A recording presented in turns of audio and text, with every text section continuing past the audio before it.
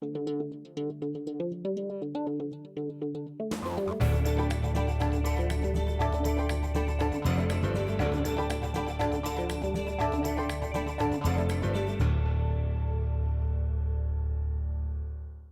I appreciate that chair, but it's a little intimidating. It is. More importantly, if you knew how regal my name really is, you probably wouldn't put me in that chair. I'm named after my grandfather, Burl King Hammock, who ran King's Barbershop in Paint Lick, Kentucky, which is about 20 miles from Monkey's Eyebrow, Kentucky. You can look that up. But the choice was Burl or King, and they took King, and I had nothing to say about it at the time, Stephen. But thank you all, and Mr. Bade and the Nepalese students. We appreciate we have many students who actually went through quite a tragedy with the earthquake a little while ago, and we know a lot of our community members and others helped raise money, and we're just glad that our students are still with us, and they're here, and I look forward to making you Dr. Bade later on. Thank you for your support of Rotaract, our students, and it's off to a great start. And just all the support you do for students with your Rotarian scholarships. I was fortunate to bring back a friend of mine who I went to school with and played basketball with at Oxford, Drew Valero, to talk to our College of Business. He's a former Rotarian or former Rotary Scholarship recipient, and he was at Oxford for 2 years, did his business degree, and the students loved him because he's now the CFO at Snapchat. And we joke with him all the time because he went from counting money on one hand when he was a student to counting his bees after they went public. So Drew got a chance to meet with many of our students, and if you look to a room 1,000 full of students that were there, you ask them, how many use Snapchat? And every hand went up in the air, just to tell you. Every hand. How many use Facebook? Maybe only 30% went up. He said that Facebook's now for the 35s and over. And some really good data on that. But thank you for all you do, and congratulations on Rotary's 100th year. I used to tease people I've never missed a Rotary meeting, but I've never been to the same one twice in a row because floating around Kentucky, California, and other areas. But I just wanted to share with you today about a lot of work that's been going on for the last 2 years. The strategic plan that you have at your table really is the foundation of where we're going with our capital campaign and where we're going with our campus master plan on facilities. But it's the heart and soul about what we're committed to at LSU. But let me start by saying that most of the time I've been in front of you, we've been playing defense. For most of the last decade, we've been talking about state budget situation, the fact that Louisiana has been reduced their state budget for higher education more than any other state in the country. And in fact, over 50% of our budget has been reduced since 2008, pre-recession year. And if you break that down per student, that's about $5,235 per student we don't have, that we had from the state. So we rank first in the country in the percentage as well as the dollar value of the reductions that we've had since pre-recession. And that's generally what I've been here to talk to you about how we're getting through it. During that time, the state and many of you helped us gain some efficiencies. We acquired our own risk management operation. We acquired our own procurement so we can bulk buy. We've saved tens of millions of dollars with both of these by doing it ourselves and wrestling it out of the hands of the state, and we appreciate your help. We had to do this fight these previous years. We had to battle publicly. You've seen it almost daily. But quietly, we were engaged in this strategic planning initiative to move our university forward in a new environment that doesn't get 80% of our funding from the state and only 20% of our funding from the state. Currently, LSU is in a much stronger position. A real good indication of this and of how strong we are in a national circumstance is that this fall we just welcomed one of our largest incoming groups of new faculty. This cohort of new faculty is 133 strong. Normally we're bringing in about 72 to help offset retirements of about 87. But this is a cohort of 133 strong, and they come to our Baton Rouge community from some of the most prestigious universities in the nation and on earth. And that tells you the pull of LSU. Unlike other universities in the state, this cohort of scholars and scientists come to LSU and Baton Rouge from institutions like Harvard, Yale, Princeton, UCLA, UC Berkeley, University of Washington, Johns Hopkins, University of Michigan, Penn State, University of Minnesota, University of Wisconsin, and even Punjab Agricultural University in India, which is the largest agricultural university in India and most prestigious, and even University of Oxford and the Sorbonne and the University of Paris. That's the cohort of faculty that actually came to LSU this year, that we were talking with this August as they moved in and they started to teach their courses and teach our students. As for recent measured success of our graduates, I always come to tell you how well our graduates are doing. And according to the newest rankings of what graduates are doing, they not only earn the highest starting and mid-career salaries in Louisiana, but we're doing quite well nationally. A graduate with only a bachelor's degree from LSU ranks 19th in starting salaries among 50 flagship universities in this country, and 13th in average mid-career earnings, mid-career salaries, above Minnesota, above Chapel Hill, above Ohio State. This places us first in bachelor's degree recipients among 10 SEC flagship universities. First in the SEC among our flagship counterparts. When considering all alumni, others that pursue beyond bachelor's degree, LSU alumni beyond the bachelor's degree ranks 21st in starting salaries among those 50 flagships and 18th in mid-career earnings above institutions like I just mentioned, Chapel Hill, Indiana, Ohio State, and places us second in mid-career earnings among our 10 flagship peers in the SEC. So as you can see, despite the almost daily public battles that we've had regarding our state's budget, LSU's reputation as a national university places us among the best in the country in results and outcomes. This leads me to talk to you about many things you may not know about that are embedded within our strategic plan that LSU does. You see, this fall marks the release of 3 strategic legs or initiatives that I just mentioned that will support our flagship university moving forward and posture our university to be on offense now instead of those years of playing defense. Number 1, as I mentioned, LSU's comprehensive strategic plan. Number 2, the flagship campus's master plan, which tackles our new construction needs as well as addresses many of our deferred maintenance problems. Number 3, LSU's comprehensive philanthropic plan, or our capital campaign. Our last capital campaign ended in 2011. We raised $750 million. We are in the quiet phase of this process right now, and we hope within 18 months, 16 to 18 months, that we'll be able to go public, having raised over $750 million to kick off the public phase with even greater aspirations as we go forward. But today I'd like to focus on the strategic plan that's at your table, which also provides the foundation for each of these initiatives, the capital campaign as well as our master plan. It not only underscores where we're going, but highlights many of the areas of academic strength that you may not know a lot about with LSU. First, the strategic plan represents a recommitment to our land-grant mission, which means that LSU has the primary responsibility for solving our state and our region's greatest problems and challenges. The Land Grant Act was founded in 1862 between the battles of Gettysburg and Shiloh. And if we think we have problems now, think about passing the nation's best public university act in this nation right before the Battle of Gettysburg. LSU is a member of an elite 1%, top 1% of universities in the United States, able to claim the unique triple designation of being a land grant, sea grant, and space grant university. There are only 17 universities in this nation that can claim that. And what does this mean? As a land-grant university, we were originally charged with educating the next generation of agricultural scientists to protect our crops and food supplies from disease and drought, while also building the nation's intellectual and economic infrastructure, roads, bridges, society, the things society needed at the time. Over the century and a half since then, our role has expanded to building new laboratories, theaters, cultural centers, athletic facilities, hospitals, veterinary medicine programs, and to educate and train members of our society in virtually every profession. As a Sea Grant University, this means that we use our research, teaching, and service to save our nation's coast and waterways toward the ultimate conservation of coastal and other marine areas throughout the world.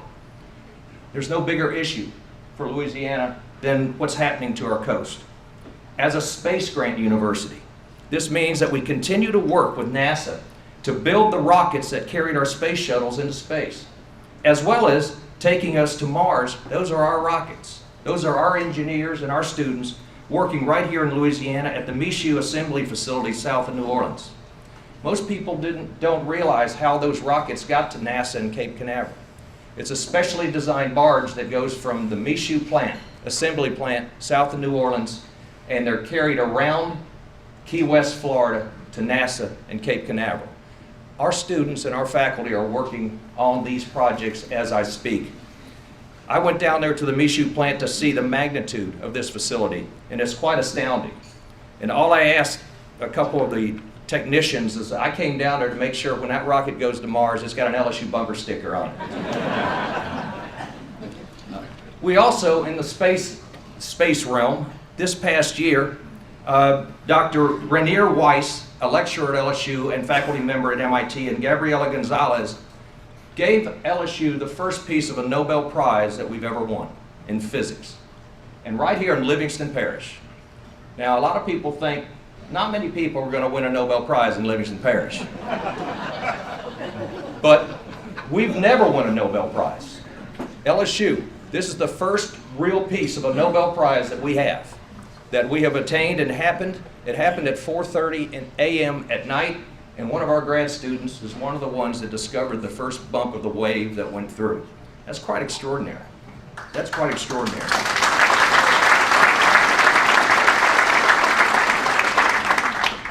So as you look at the strategic plan that we've been working on for 2 years, we have committed our university to first advancing the arts and culture of this great state.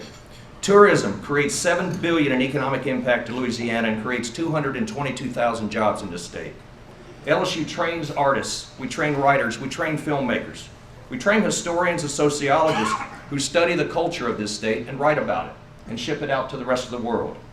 We have entrepreneurship degree programs for future artists, painters, sculptors, and others so that they can pursue their careers in a lifelong fashion by generating business-related dollars as they go forward.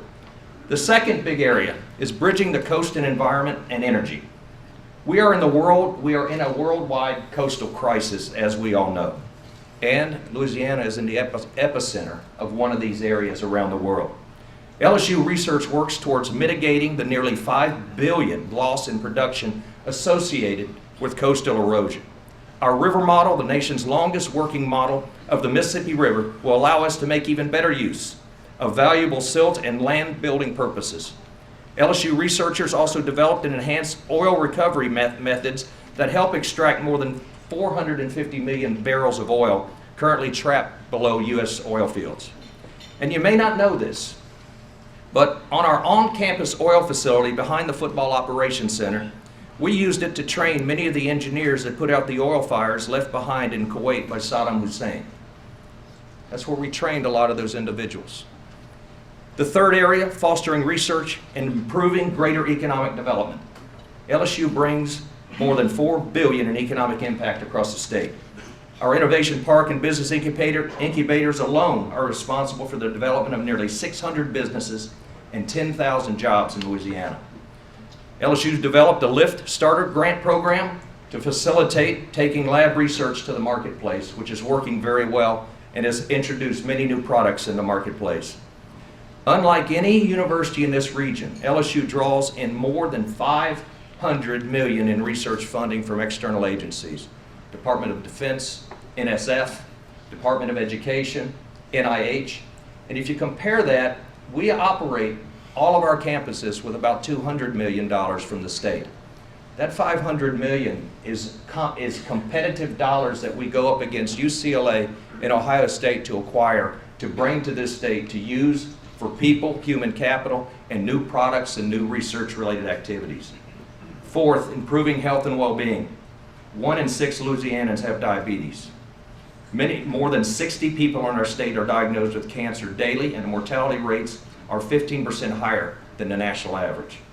And our state ranks 5th in the nation in Alzheimer's related deaths. LSU conducts more than 5,000 free screenings annually for individuals in this state. And we train the majority of much needed medical professionals, and the majority of whom stay in this state to practice, more so than most institutions that we compare ourselves to around the country. Fifth area, transforming education. LSU is key to continuing social mobility. LSU performs very well when it comes to social mobility, and what I mean by that is the economist asked in 1998, does a racial alger still exist in America? And the answer from the economist in 1998 was, yes, he does, but he's got to go to college first. And that's the reality of the social mobility. In the recent Cheeky study out of Princeton University, which measured the social mobility impact of universities, LSU ranked 5th among SEC universities and 14th among flagship universities in moving students to a higher economic bracket from where they started from. That's quite remarkable because in this day and age, the question of social mobility, does it exist to this day, is still in question as we go forward. Also, transforming education also includes what we do daily to get our pre-college or K through 12 students to become college ready in much larger numbers. And in many of that, most people don't realize. Our ag centers that impact every parish, our pre-college students that are in the 4-H programs, they number over 200,000 4-H students that are in LSU programs before they go to college. Currently, we have more than 6,000 LSU graduates teaching in our schools. And as we've started in our own community, we bring every 6th grader to campus for a day, to spend a day on LSU's campus. And I can tell you that you would assume most of these 6th graders in the Baton Rouge community have been to campus. But less than 50% raise their hand when I ask them that question, have you ever been to campus? And have you ever spent time on this campus to see what it does? And finally, 6th, developing leaders. Perhaps the most defining quality of LSU alums. Our graduates, and the reason they're 19th and 18th, above Ohio State, above Chapel Hill. Our graduates work in our state's capital and our nation's capital. Our graduates work in some of the most recognized companies on earth, from Nike to Nissan, from Pandora to Pixar, from Google to Gerber, and everything in between. And here's an advantage that we have. 2 out of every 3 LSU graduates graduate with no debt. 80% of the nation's undergraduates graduated with debt. Student debt is a national crisis, $1.3 trillion in student debt. It's surpassed everything but home mortgages, and it's surpassed credit card debt. And if you don't think this is an important issue, ask our graduates, ask our students, and this gets them off not only to a great starting salary start, but gets them off to a much better start because they're not saddled with massive debt. This is just a small sample of the impact LSU has had already in addressing some of our most pressing challenges. But what this strategic plan really says is that LSU and all of our campuses in LSU's reign have an obligation unlike most universities in this nation. Just like Lincoln, a recommitment to Lincoln's mission. They have a recommitment, that an obligation to serve our state, our region, and our nation through discovery, diversity, engagement, and learning. In many ways, this is a recommitment to Lincoln's vision to create public universities that measure their success by the success of their own state citizens and their own regions.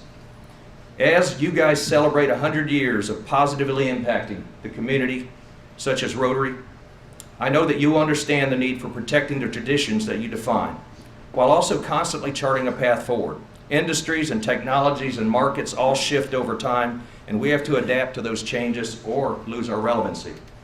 So all 3 of these initiatives, the Strategic Academic Plan, our Comprehensive Capital Plan, and our Physical Master Plan have been developed with these objectives and challenges in mind. And I ask you, who else is more equipped to tackle our challenges than LSU in this state? And LSU in its complete collective capacity throughout the state is truly our state's best asset to take on these challenges and recommit what this public university was founded to do 150 years ago. So thank you for your support of our students. I can say that the records that we have set in the previous years, despite the 10 years of budget reductions or 9 years of 16 cuts that we endured, we put us in a position to give you the numbers that last year we graduated our 2nd largest graduating class, but it was our largest female graduating class, African American graduating class, Hispanic graduating class. It was our largest veterans graduating class, our largest Pell Grant first generation graduating class in history. That goes back to the social mobility of helping first generation students get to the middle class. And that's what we're committed to doing at LSU. We even graduated the largest South Pacific Islander graduating class. It went from 7 to 8, but it's still a record. So thank you for supporting our students, our faculty, and our staff, and know that we're committed.